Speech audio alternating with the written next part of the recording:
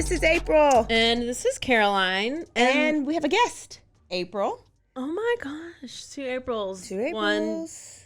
Number one. One cup. Number two. Yeah, we're always April number 1 and number 2. So let me introduce April. So it's April. We went to school together. One of my best friends. We have the same-ish birthday and the same middle name. Say yay. Wait, y'all's birthdays are coming up then. In a minute. Is it in April? In April. Are you really? For real? For real. Both of them are in April? She's the 3rd and I'm the 5th. It's a lot. That's a lot to deal with during that month. So it's St. Patrick's Day, y'all, when we're recording this, and me and April have a tradition of going to drink green beer at George's. So we're filming Ted Bundy first because it's her fave. It's your fave? Yeah. And her kids and her husband's. Oh my gosh. I hope I do it justice. Also, can we tell them that this is a video too? Yeah, our very first. I don't know if we're supposed to look at each other or I don't like know either. camera or if this is going to go anywhere like that people can watch. I don't know. So, I don't know. Maybe this is just our practice. So, we're videoing. It's true. So, coming to y'all soon, you will be able to see Bloody Happy Hour on video. We'll tell y'all how to see that when we know. Yeah. Yeah. Did you get some new Dudes? Hey dudes? I did. Look how crusty and old mine are. They're old. Yours are looking real good. These are new. My brother gets them like almost half off. So, he brought me 2 pair the other I day. need your brother to get me some. $25? What a deal. What's the deal? Well, maybe not half off. Maybe 40%. It's like 35. That's fine. I will deal with that. So, tell them what you're drinking. What's your St. Patty's Day drink? Okay, so I'm drinking some margarita stuff. So it's margarita mix and tequila. So your drink is green? Yes, I don't want to get pinched. I am drinking Crown Royal Green Apple. Green apple. But it's not green, but the bottle's green, so that counts. I mean, it's called green apple. Yeah, good enough. April, what are you drinking? I'm basic. I have She's a basic. beer in a green cup, though. That counts. Counts. That counts. Home Shack. I was so close. Thank you to Home Shack for our setup. Yeah. It's really nice. Yeah, I'm probably pee on it here soon. All I can do is cough or laugh. Which we found out that's exactly what your mom does, so it's good stuff right there. It is what it is.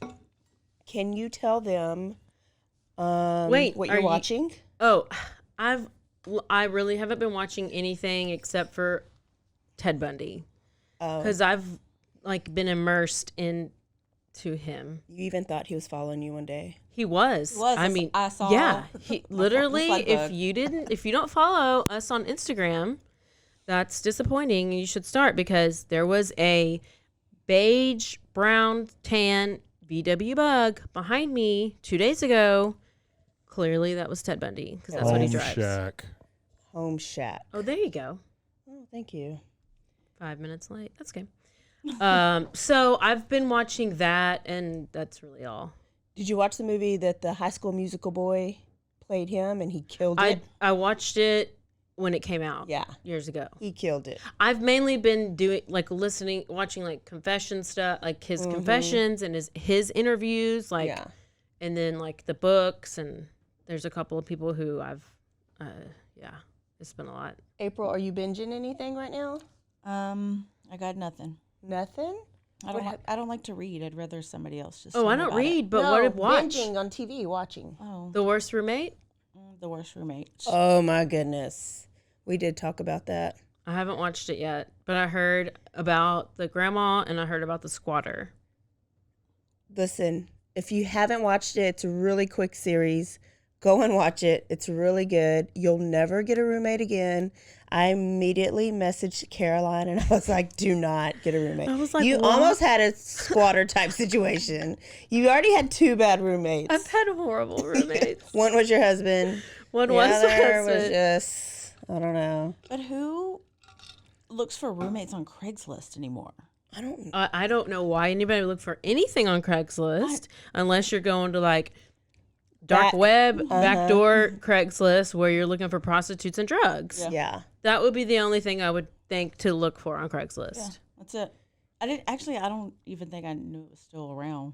Well, but Same. this was a while back when Craigslist was the one of the only, I guess, onlyest of Now those it's like search Ratchet. engines. Now we don't touch it. But back then, at one point, it was a big deal. Yeah. It was the only way to search for Actually, when I was trying to sell buy my an Jeep, ass I did or put it on. couch. Yeah, a couch that's been like Peed on. peed on yeah. and like, sexed on and all this stuff with the It's stains. free. But it's free. By the way, my mom called me earlier this week. Did I tell you what she said? She was trying to get me to go somewhere, and I was like, oh, whatever. And she's like, all you do is sit at home and do puzzles and watch those murder shows in the dark in your dark house. And I was like, first of all, my house is not dark, and I sometimes sit outside. That's all I had to say. You stand corrected. So, bitch, please. I just can't. That's funny. Okay. At least those are healthy things. I mean, I felt. You're not doing cocaine. I'm not telling you every single thing I do. Yeah. Like. Like going to Blacksville. Exactly. I mean, come on. I am mouth watering for some Teddy. Wait, Ted. did you want to tell your one little last thing about our newest listener? Oh. Our newest, youngest listener. I just found out our youngest listener. If you're a listener that's younger than 14, then you'll be our newest, youngest listener. But my cousin called me today and said that his daughter, Sophie, loves true crime, wants to have a career as CSI investigator, and wanted to hear some true crime podcasts. So now she thinks her cousin April is famous. So I'm shouting out to Sophie. And Sophie, get all your friends to subscribe and listen. Yeah, be a good role model. Yep. I still don't know where I'm supposed to look. Tell everybody to don't trust anybody. This story about Ted Bundy will emphasize that fact of don't trust anybody. Okay. Even if they're good looking. Especially. And that's the worst because they're so unassuming. That's the first red flag. Yeah. Well, that's Good looking, red flag, something's wrong. White, male, good looking. And who was my first husband? Literally Ted Bundy. Literally, that's exactly how April described him. Okay, so we're doing Ted Bundy. Okay. I just have to start off with this clip. I can't resist it. Okay. Let's see if it's in there. I'm going to do the... Okay, I just said that the Hawkins girl's head was severed and taken up the road about 25 to 50 yards and buried in a location about 10 yards west of the road on a rocky hillside. Did you hear that? How do you found damage to the head? Okay. The jaw in particular. I'm going to play the rest of that clip in a little bit, but that's just a little piece of Teddy. Is that why you used to whisper when we first started our podcast? No, what are you talking about, April? That's just how I talked. Okay. I'll bring it up when we get there. So this is a little pregame. During the summer and spring of 1974, police were in a panic. Women across colleges in Washington and Oregon were disappearing. Crazy. They were just going missing. So there were a few leads, but in just 6 months, 6 women had been abducted. And it reached the high point when Janice Ott and Denise Naslin disappeared in broad daylight at a crowded beach at Lake Sammamish. I love saying Lake Sammamish. These abductions would lead to the first real break in the case. The day that Ott and Naslin vanished, several other women remembered being approached by a man who tried and failed to lure them to his car. They told authorities about an attractive young man with his arm in a sling, that his vehicle was a brown or beige Volkswagen Beetle, so a bug, and the name that he gave the women was Ted. So after releasing the description to the public, police were contacted by 4 people who identified the same Seattle resident as Ted Bundy. So he actually described himself to Ann Rule as the most cold-hearted son of a bitch you'll ever meet. Wow. So let's go back to his early life. Do you know much about his? So, I've read the book, but it's been a long time. I did a little bit of a touch-up a couple, like when we knew we were going to do serial killers, but I haven't heard the whole story in a while. Do you know about his? It's been Same. a while. Yeah. it's been- So I known about just surface. Even when you first brought him up, because when you said I was married to Ted Bundy, Yeah. I was like, oh, who's that? Nobody else in the world would ever say that. So I knew, and then eventually, like, I knew some things, but when you dive deep, and there's a lot about him, and this is why this is going to be at least a 2-part series, because you can't leave stuff out. Can't skimp on Teddy. You can't. He's probably the most. Okay, if he was compared to the Jack the Ripper, I think he's the most popular. because of how he would go about getting them and how he would get so many people, because they wouldn't be scared of him. He wasn't scary. Yeah. And I thought this, I was like, he's not even that scary. But then when you go and you get in, like, know him, he's the scary. I mean, he's awful, Yeah. horrible, super scary. And so he made people, like, used to, it would be like stranger danger, right? Or, Yeah. but really it's not like, even, because he's good looking. He's somebody that you would trust. Because people knew to look, like, they knew that there was this guy out there who was hunting women, and they knew not to be alone out at night, especially if they're in college on campus, and they knew. But he was so unassuming, and he would go to the younger ones who would, like, everybody was so polite. And if this guy is, like, walking around and he has a sling or he has crutches and he just needs help carrying a briefcase or a book, like, you're like, oh yeah, let me just help you. Mm-hmm. But would you help him? Not anymore. Don't help anybody. So early life. So he's good looking. He's extremely evil. Not Dirty Chad. Don't get it twisted. But a close relative, Ted Bundy. He was born Theodore Robert Cowell, November 24th, 1946, to Eleanor Louise Cowell. So she goes by Louise. And she was an unwed teen mom, which was extremely shameful back in the day. And she was sent to the Elizabeth Lund home for unwed mothers. So his father's identity has never been confirmed, but his birth certificate lists a guy named Lloyd Marshall as his dad. Now, Lloyd was like, nah, bro, he's not mine. Yeah. Like, I ain't trying to do that.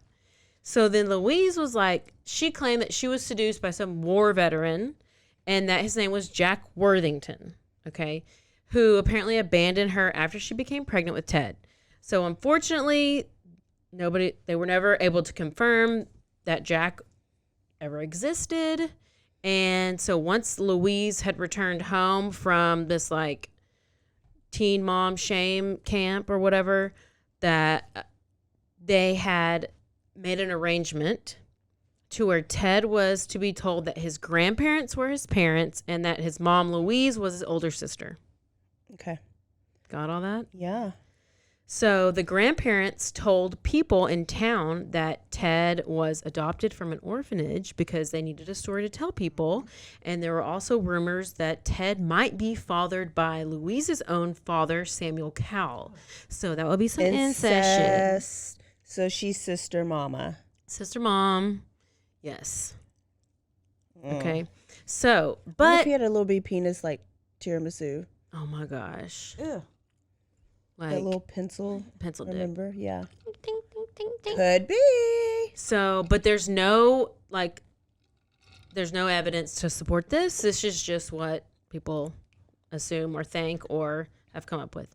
So the first 3 years of his life, he lived in Philadelphia with his grandparents who raised him as their son.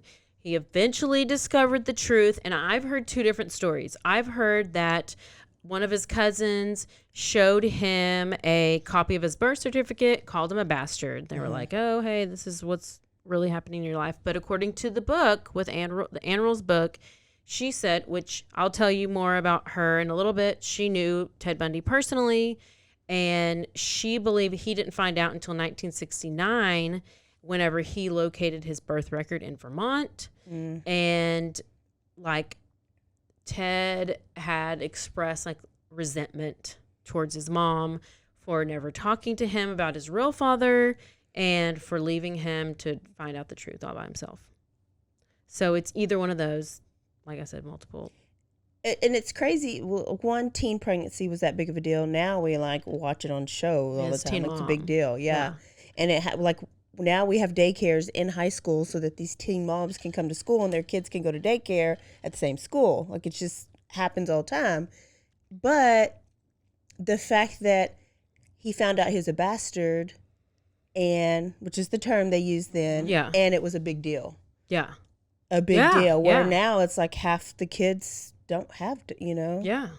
Single moms all the time. Times are going to change. Yeah. So Bundy spoke very well of his grandparents. I mean, he according to Ann Rule, she says, he identified with, respected, and clung to his grandfather. And other family members, however, say that Samuel Cowell was not such a good guy.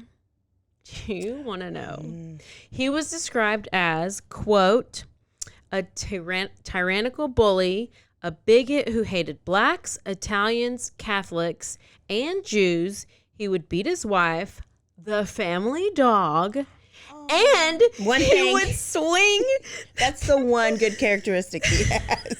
He would swing neighborhood cats by their tails and throw them. I about died when I heard that because I was like, April's about to have a freak out whenever she hears about this cat. That's probably what drew her to Ted. Was that he would swing the cats by the tails? Yeah, it really wasn't the serial killer stuff. It was the cats. She was like, you hate cats, I love you. Listen, we know April does not like cats, but that still doesn't mean you need to abuse them and swing them by their tails. Cats have lives too. Cats' lives matters too, April. Oh, I didn't know. So also what he did was he also threw Louise's, Ted's mom, sister down the stairs before because she overslept. So he is real mad about everything. And he was real ratchet. But Bundy described his grandmother as a timid, obedient woman, which, I mean, if she lives with that crazy ass, then, you know. So apparently she periodically underwent electric shock therapy for her depression, and she feared that, like, she feared to leave her house towards the end of her life. So basically, agoraphobic. Yeah. What is it called? She became an agoraphobic. Agoraphobic? What's where that? you have a fear of leaving the house.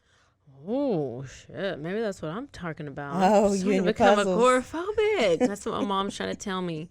So in review, Ted was lied to about his entire parental situation. His grandpa was an abusive asshole, and his grandma was slowly losing her mind, and she was receiving electric shock treatment for depression. So it's going really well for him so far. Yeah. Win-win so far. Yeah. So one fun fact about Ted Bundy's childhood is that he did show a little bit of disturbing behavior in his early age. His aunt Julia woke up one morning from a nap, and her bed was surrounded by knives. Do you remember this? It he had placed a bunch of knives either around her bed or on her bed or something like that, and she woke up and he was just standing there just like laughing.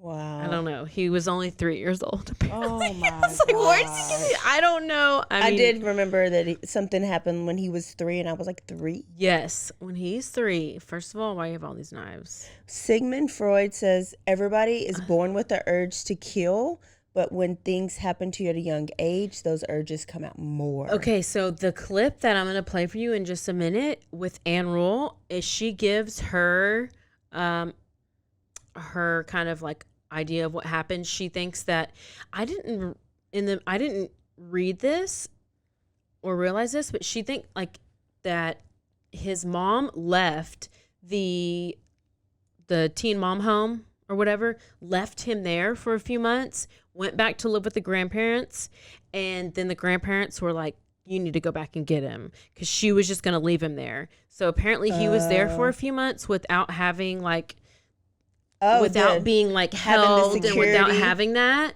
And it's like a 3-minute clip, so she talks about it, which was interesting. Those basic needs. Yeah, because you're thinking like when you're that young, like what is that? What does that do? But I guess if you're not swaddled, yes, skin. You know what? That's why everybody should breastfeed. But yeah, but do you need to have skin to skin when you're 37? Because I'm not having no skin to skin, April. So maybe that's but you got it when you were younger. Yeah, but now it's probably. That's why you're a robot, because you didn't remember you were kidnapped, so you probably didn't get it either. Exactly. So it's all my mom's fault. She should have swaddled you when she kidnapped you. Listen, people don't be swaddling. So in 1950, Louise left Philadelphia with Ted. So she's with Ted, she has her baby. And then a year later, she meets Johnny Culpeper Bundy. Wait, she had to go back? She had another kid in the teen home? No, that was just side notes. Oh, okay. So remember we talked about his grandparents and all the things he did, and like the grandma's losing her mind. She's going to this treatment, and now we're fast forwarding to 1950. Okay. So this is whenever she takes Ted and they move to Philadelphia. They move there. She meets a guy, Johnny Culpeper Bundy. He's like a hospital cook, and they get married. Okay. And this is when he adopts Ted. He had no idea what he's getting into. He did not. So Johnny and Louise had 4 kids of their own, and he would try to include Ted in like all the things that they did, camping trips, family activities, but Ted was distant. He was like, I don't think so. He didn't like him because he didn't think he was smart, intelligent, and he didn't make much money. This will come up. So when he was in high school, Ted, he wasn't super popular, but he wasn't unpopular. He was just like average. Mm-hmm. Some of his former classmates said that he was like withdrawn, kind of awkward, but because he was like unable to understand interpersonal relationships. So he was wanting to be somebody he wasn't. He didn't know how to like socialize with people very well. He wasn't athletic, so he didn't have that. And I just think he didn't have a lot in common. He wasn't number one in the class, so he wasn't the smartest. He didn't go to the dances. He didn't go party. He wasn't like wild. He just didn't have a natural sense of how to develop friendships. Yeah. Would you say all of our serial killers so far have that in common? None of them were naturally like social. Yeah, like socially awkward. Yeah, they're very socially awkward. Which is interesting because I didn't think, my preconceived idea of Ted Bundy wasn't this. In the beginning, but he develops, I think.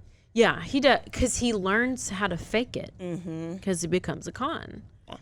So he said, quote, I didn't know what made people want to be friends. So I don't know. He just didn't know. He didn't know the underlay of social interactions. That's what he said. So apparently also, to make matters worse, he had a speech impediment. Oh. He just had a little stutter, which he would occasionally be teased by his classmates. You know, we all have some speech impediments. Fine. Mine was already gone by then. So in 1967, he started at University of Washington. This is where he met Diane Edwards. Okay, so here's the thing about all these people. They have a lot of pseudonyms, fake names. Uh-huh. So in the book, she goes by Stephanie Brooks. She's also Stephanie. A lot of these people are referred to by different names. Like I think another one I'm going to tell you has like 3 different names they're referred to by because they didn't come out and reveal who they were. I mean, I think his other girlfriend, who he was with for about 6 years, she just came out in her in 2020. Yeah, and she's the one that had the revealing, her daughter Molly, and revealed about their stuff. So you might hear some different names, but his very first one, Stephanie or Diane, I call Stephanie Diane. I'll go by Stephanie because that seems like that's the most known. Yeah. So Stephanie Brooks, she came from a wealthy political family. She had long, dark hair parted down the middle. I tried to part my hair down the middle today just for Dad memory. And Ted was obsessed with politics, wealth, possessions, power, and overall status. Yes. Okay. He's a big Republican. Big Republican. Yeah. He was all about image. He wanted to be perceived as someone who had status, and he knew he couldn't measure up to he couldn't measure up to what Stephanie was because she actually came from money and wealth. And he knew he couldn't provide her with buying her gifts and doing all these things for her, taking her to nice dinners because he didn't have the money. Yeah. But he had the smarts kind of behind it. So he couldn't give her like the material items that he thought she wanted. Whether she wanted them or not, that's what he thought. But he was completely like infatuated, in love with her, everything. So because she had all the qualities. She had beauty, she had wealth, she was smart, and she had like a political family. So she was a couple of years older than him. They dated for a couple of years. And then it was time for her to graduate, and he still had years left. And so she was like, well, I actually have to move away, so deuces. Bye. And she broke up with him, and this was like a major hit to old Ted. So she said he lacked ambition and was immature. Yeah. So Ted was super depressed. He is devastated. And apparently this event was pivotal. It's like his stressor. Pivotal in his development. And he dropped out of University of Washington. He worked random minimum wage jobs. He volunteered on some presidential campaigns. And a few months later, okay, so he's going through this thing. It's awful. He like doesn't know what to do, but like he eventually like picks himself up. He like gets re-energized, he's refocused, and he's ready to go. He re-enrolls in the same school he just dropped out of. Okay. So he's back at University of Washington, and now he's going to be a psychology major. Ooh. So he chose psychology for a reason. He ain't dumb. He's going so he can learn how to con and to manipulate people. And he was so focused on, I think at this point, he was wanting to, I think he was planning at this point to kind of aim things at towards Stephanie. That's kind of some revenge. Yes. Yeah. So and in the past, whenever he was at school, like he wasn't a A student, he wasn't honor. Well, now he's an honor student. Like he's done really well. The professors and the teachers are like, oh, he's like, they would give him props, all these things. So he's doing good now, right? Yeah. He's doing good. So that was 1967. All right. Stephanie comes, she goes, it's 1969. So this is whenever he's re-enrolled, and now he meets Liz Kendall. Second one. Okay. Her real name is Elizabeth Clofer. I don't know how to say it. She also goes by Meg Anders and Beth Archer, or those are the names that have been used. These are so random names. So she's a single mother. She's from Utah. She has a 3-year-old at the time. She worked at as a secretary at the University of Washington School of Medicine. And when they started dating, the daughter Ted became a father figure for the daughter. And they had a 6-year relationship. It's a very tumultuous relationship, up and down. Lots of stuff happened in here. Yes. So she admitted in that Prime series that she was on that she became, okay, this is so interesting. She became very dependent on Ted. She said, I handed my life to Ted and said, here, take care of me. Like she wanted to be taken care of, which I can relate. Yeah. She became more and more dependent on him. She said that they would be getting along 1 minute, and then the next minute he's like slamming the door. Like she would spend hours trying to figure out what did she do wrong when she did nothing wrong, and then he would suddenly like be warm and loving and give her attention, and that's what she wanted. She wanted, needed, and craved that attention from him. And even though it's almost like there's the bad times, but the good times always override the bad times. Yeah. So you always go back to, oh, well, I did feel needed for, and I felt cared for, and so let me just focus on that. Yeah.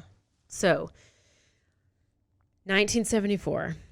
So they've been dating for about 5 years. And she started to get suspicious of Ted. And this was mainly after she started seeing a few news reports. There was some people getting murdered, some people getting raped. And 2 of these women were in the Seattle area. So apparently witnesses had mentioned the name Ted. And they mentioned Volkswagen Bug. And she said she kind of was like, oh, I think that sounds familiar. Yeah. But April, love makes you do crazy things. Oh, God. So Liz was reluctant to believe that her boyfriend could be a cold-blooded killer. So 40 other women die. Listen, She wanted to it be wasn't cuddled 40 at at that night. time. She needed that skin to skin. According to her biography, she questioned Ted about some of his strange behaviors. For example, apparently she found a bowl of women's underwear, a bunch of bandages, casts that he would wear, Yes. pretending to lure in his victims, a knife in his car, and that some nights he would have driven like hundreds of miles. One night she said he drove to Colorado. He had said he drove to Colorado to de-stress. Okay. So, but every time he used his intelligence and his charm to convince her that everything was normal, and she believed him. But then she finally, I don't know what the last straw was, she finally became so suspicious that she did go to the police. And we'll bring this back in a little bit whenever she like called a tip line. Remember the tip line, because I'll bring that up in a little bit. And she had tried to turn him in, but at that time there wasn't enough evidence on him. Like that, the stuff that she had at that time, it couldn't place him. Okay. With the stuff. So, and it was like 4 years later. I'm kind of jumping back and forth, but like this is 1974. But then she says 4 years later in 1978, she remembered that he had called her from prison. Spoiler alert, if you don't know, he goes to whatever prison. She's starting from the end and going back to the beginning. So Working backwards. I know, it just went with it. So like he had admitted that he did try to kill her. Oh. Liz, which I had no idea. She said that he called her. He said, I tried to kill you. He closed off the chimney in their house and lit the fire. And that he would hope that the fire would slowly kill her. Like the poisonous fumes from the fire. But it's weird because he goes back and he says anybody who he met or that he knew longer than 20 minutes, he wouldn't try to kill somebody who he really got to know. Yeah. So, but at times, his murder, like the evil Ted, would come out of him. Because there was also another time, which Ann Rule talks about in the book, that Liz says they were like on a river or a lake, and they were on a little boat, and either the boat flipped over or something, and he tried like put her head down underwater multiple times, and she was kind of like, what? And when she looked at him, she saw him, was like, just didn't look like him. His eyes like went yeah, black. the eyes go black, and he had this weird look, and it wasn't him, and it was like you were with Ted Bundy, the murderer, at that point. Yeah. Not with the Ted Bundy you knew. So that's so great. Like, what is that? That isn't something Just to the do with. urge to want somebody to die is just crazy to me. But like, even when people describe like your switch, like what is, like, that's not. You don't get that because have like a weird childhood issue. I mean, like, what is that? I don't know. So deep. So, I know I've jumped a lot, but we were talking about 1974, and I'm going to go back again to 1971. Okay. But this is whenever Ann Rule worked with Ted.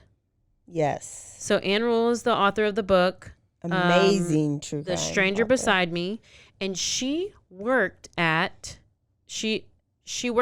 Seattle Suicide Hotline Crisis Center.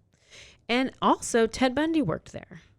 So that's where they met. They met at the suicide hotline. Basically, they would answer the phones for people who are wanting to commit suicide and talk them down from committing suicide. So Ted's trying to save lives. At the same time, he is killing people.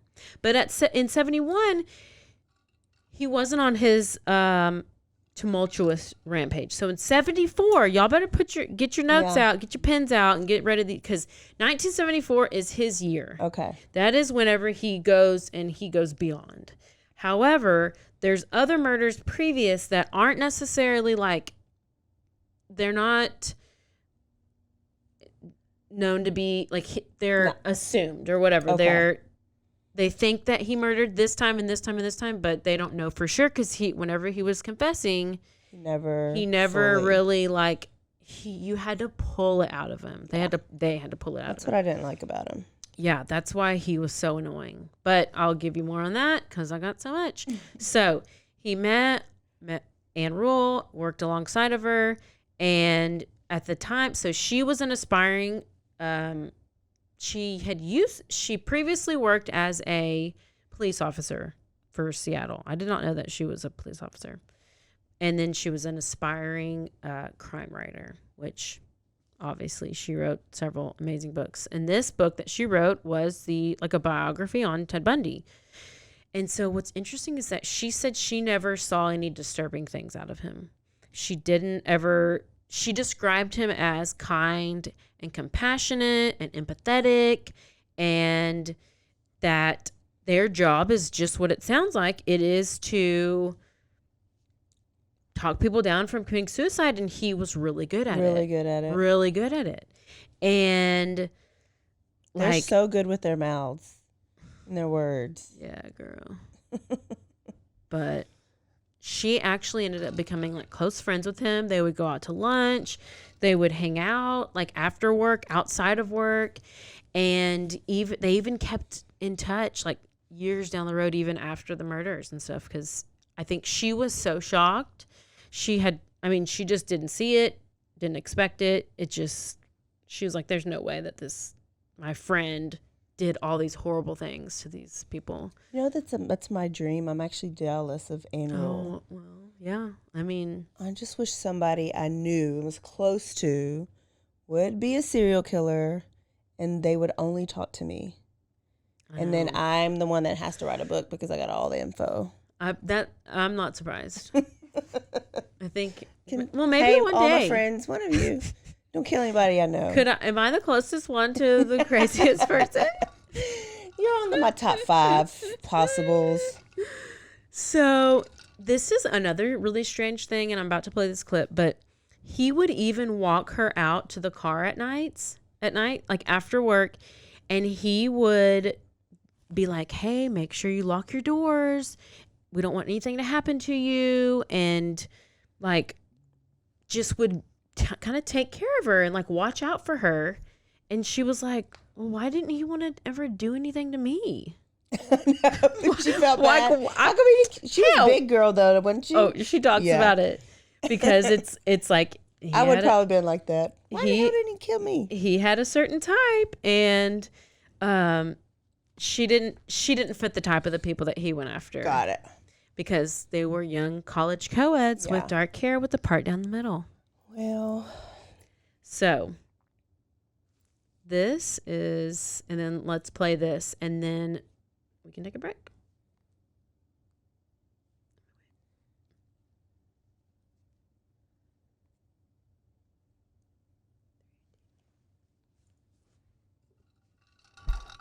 oops. Just for safety's sake for a long time. When you wrote the book Stranger Beside Me about Ted Bundy, use your own name, obviously. I did, yeah. Okay. Just the fact that this is a guy, as you mentioned earlier, that treated you very well. Yes. Liked you, was protective. I think so. You know, he had, his victims had to be someone he didn't know. He told Bob Keppel, the detective, yeah, longtime detective, once that if he talked to them, a woman, for more than 20 minutes, then she was no good as a victim, because victims had to just be objects. He didn't want to have any emotional connection. So I probably was as safe as in my mother's arms. Also, he liked slender co-eds with long dark hair parted in the middle. Well, I haven't been slender since I was 4. and I have red hair, which is slowly turning to silver. So I think he liked me, but I think he also used me. He certainly did later on. He wanted to use me as a conduit to the TED task force up here, because he didn't want to talk to them directly, but he wanted to send messages. Did you ever figure this guy out? I think, this is what I think. I think Ted was a child of incest. I think his grandfather, who had a maniacal temper, was really his father. There have been a couple of men's names bandied around as having been his father, but his mother didn't date anybody. And when she went to the Elizabeth Lund Home for Unwed Mothers in Vermont, the minister's wife took her. So say he was a child of incest, then those traits, that predisposition to violence, would explode exponentially. And he was left at the home for unwed mothers for 4 months. And babies know, even that young, that they're not wanted. They fail to attach. They really need to be cuddled, and I carried mine around all the time. So there was that. Then she married Johnny Bundy, and he didn't seem to like his stepfather, and he had 4 half siblings. So I think it was a number of things. He may have been molested as a child. I don't know, but the only time I saw him behave strangely was he'd get so jealous if he thought his girlfriend was dating someone else. Then when he talked about it, the sweat would just bead up on his face, and he'd get that expression. But he had good in him too, but it was far overpowered by this addiction, and I call it an addiction to murder. Wow. How about that? She nailed him. Nailed him.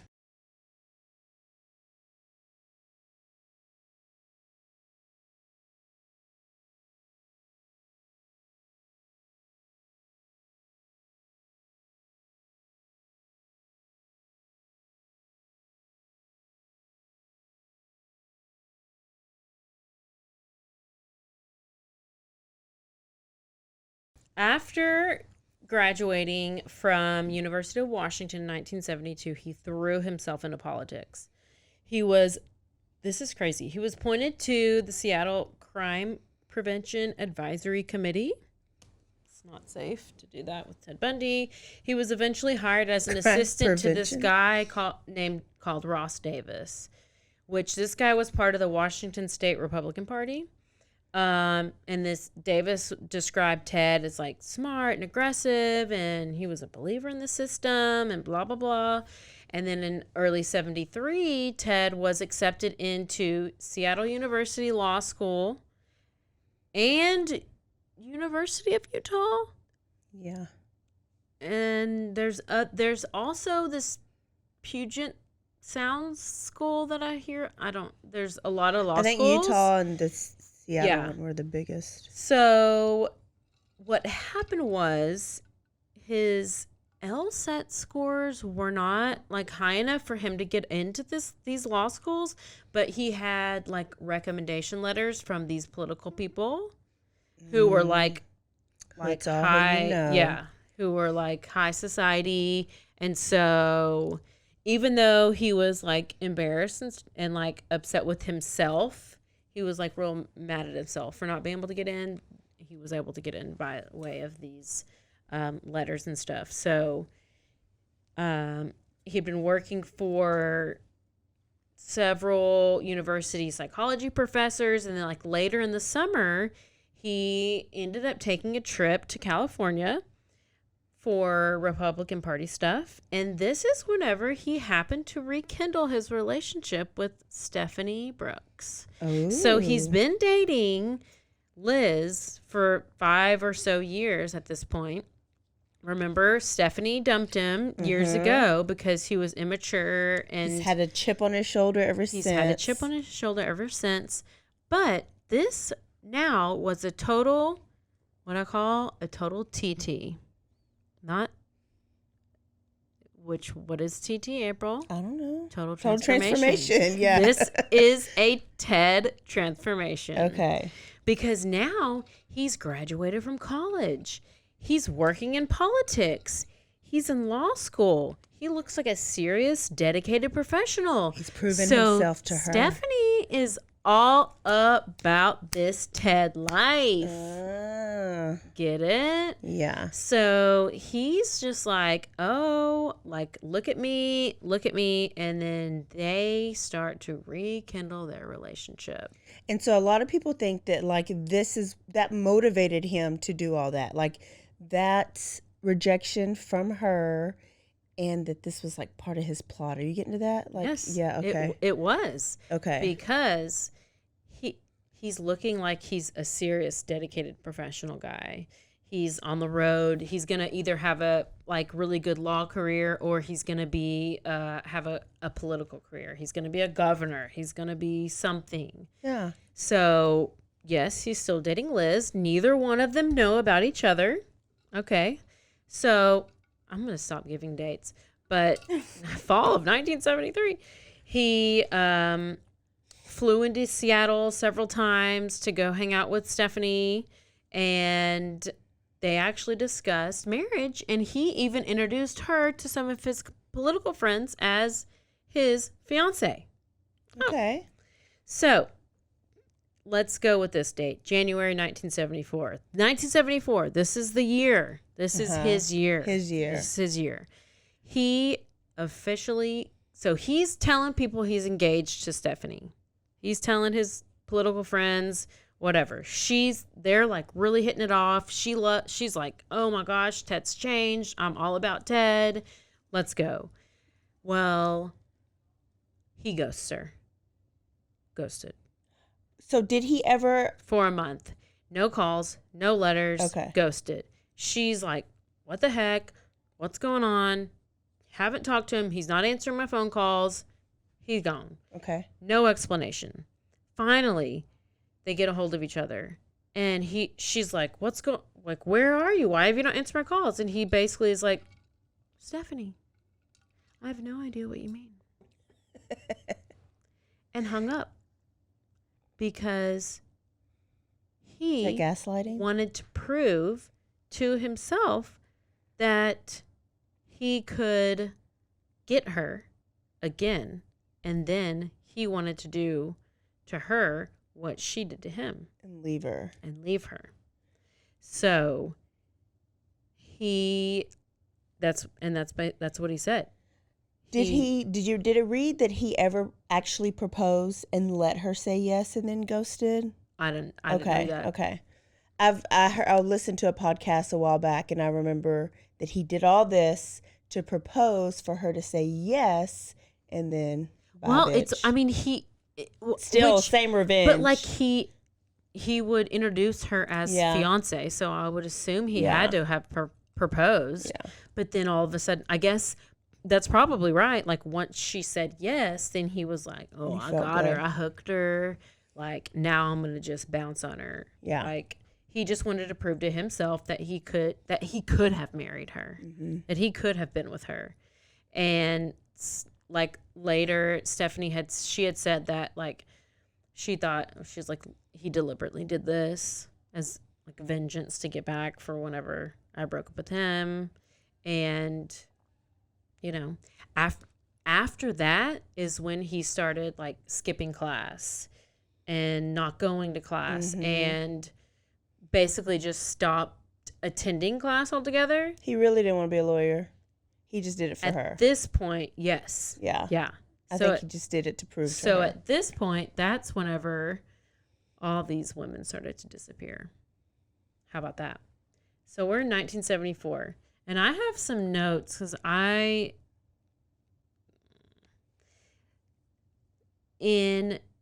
this is what we know. In 74, he killed several people.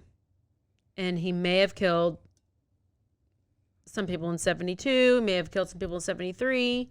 But in this year, which I'm about to go through, he launched himself into unrelenting murder that he was never coming back from, and he was okay with that. Okay. So I did read another book, or I listened to another book. I think it's just the Ted Bundy murders. Keith Sullivan, maybe was his name, Kevin Sullivan, I can't remember. And he gave a really good like description of Ted. So at this point, he knew that he was. I'm quoting him. He knew that even though he was a law student, that he would never become a lawyer. He was never going to get married. He was never going to have kids, and he was going to continue murdering. Like that. That's where he was. He knew that he would keep doing it until he was captured or killed. Okay. So we're in 1974. He dumped Stephanie. She's gone. Ted's 27 years old. Some people actually believe that he started murdering in his teens, which he never actually admitted to, because he considered, whenever he murdered, he considered them his. And he didn't want to share. And yeah, this was his thing. Detectives and law enforcement had to really pull it out of him. He wasn't forthcoming. And like I said, in some of his interviews, which I played earlier, he would do the Joe Biden whisper talk. What does that do? That's so silly. The kids do that. Well, they do? Yeah, like right now? Yes. Like if something happened and you're asking them what happened and they don't really want you to know, they're kind of ashamed, they'll talk real low. That's what it. Yes. They're like, well, what really happened was. It's like that. That's what a lot of people have said. He's so ashamed that he doesn't want to talk about it. A lot of times in these interviews with detectives, they figured out how to get stuff out of him by referring to him in the third person. They would go to him and they would say, okay, because they realized he was kind of boyish, and they would say, like, if you were Ted Bundy, I'm like, hey, if you were the killer. April, if you were to do this, how would you do it? Yeah. And then he would say, well, if I was that person, I would have done this, this, and this. And that's when he really, like, apparently kind of started really talking. Yeah. So he did these whisper talks. He would admit to some of the things he did. And then this is like Liz was getting suspicious all these times. Okay, so this is the first one, January 4th. He entered the apartment of Karen Sparks.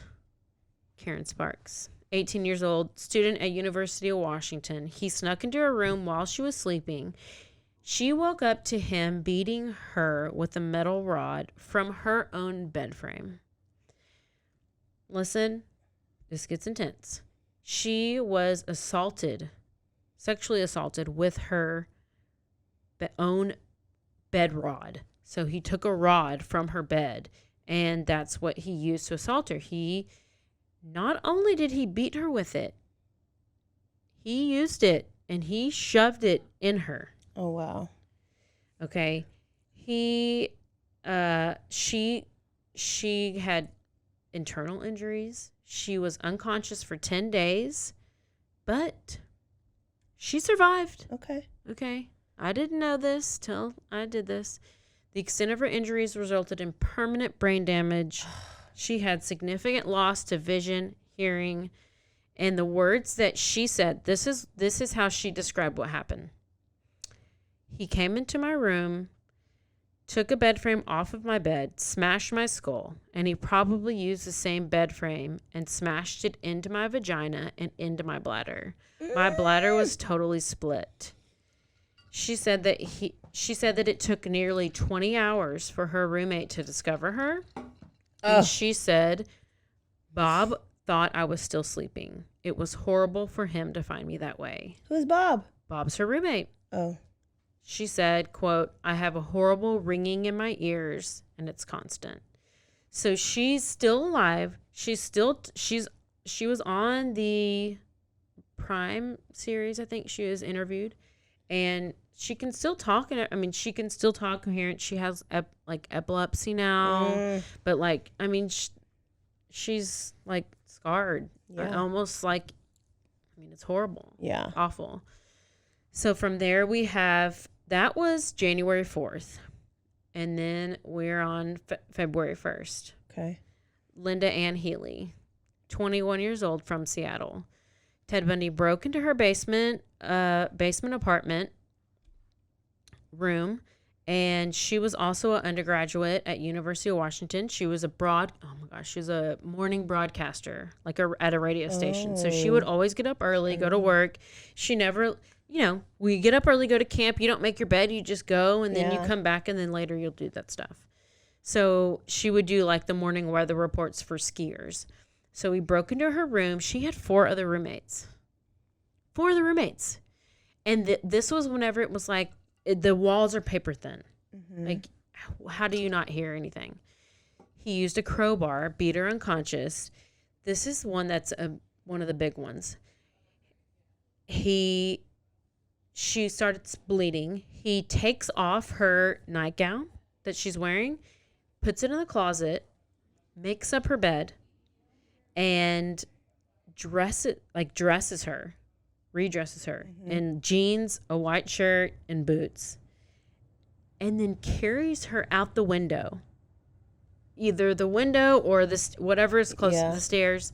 And then when she no-showed at work is whenever they're like, oh gosh, where is she? Yeah. And then she no-shows at work. They call the house, call the roommates. The roommates go into her room. They don't notice anything because they're like, well, her bed's made. It looks fine. I don't notice anything. And then they finally, when they called the police because they hadn't seen her in days. The police come. They open the bed, and that's when they notice the blood. All the blood. Soaked sheets, the blood. Everything. Wow. And they're like, oh my gosh. Eventually her body was never found. Her skull was found. And in what would be later known as Bundy's graveyard, which was Taylor Mountain, which was the Taylor Mountain skeletons. Oh, man. And that's where we have to go to part. This is actually not going to be part 2, but maybe put it in there just in case. Last thing, if y'all go listen to Generation Y podcast, there's an interview with one of the guys. I think his name's Keith Sullivan, which I'm going to quote him a lot more next time. It he wrote 2 books about him, Ted Bundy. Wow. And it's just, oh my gosh, it's so interesting. I'm going to go into it more, but Wow. this could be whatever. So, Part 2, yeah, not listen. part 2. You got to have your patience with Ted because he is so much. So you got his whole background, and it makes you understand like why they do what they do, who they choose to kill, why they kill, how they kill. Like you can't skip over that. So your mouth is watering. Don't go watch anything. Don't go listen to another podcast. Don't, because Caroline we're will doing be a deep back. dive. And Yeah. listen, if there's any one episode to listen to, it's going to be this one because I'm deep. I'm deep. She's deep. Deep diving. Maybe You know what because I happens? was like married to basically him, so I'm trying to figure it all out. You know what happens when Caroline reads a book. Okay, y'all. April, you gonna be back with us for part 2? I will. All She right, needs some, she's gotta she needs some Ted. She's gonna start it. You gotta finish it. Okay. Happy St. Patrick's Day. Don't forget to week rate, later. review, and subscribe. Yes. Everything. Instagram, Facebook, Twitter, Apple, Spotify. Everywhere. Never forget to Stay aware. stay alive. And always be DTF. Bye, y'all. See you next week. Bye.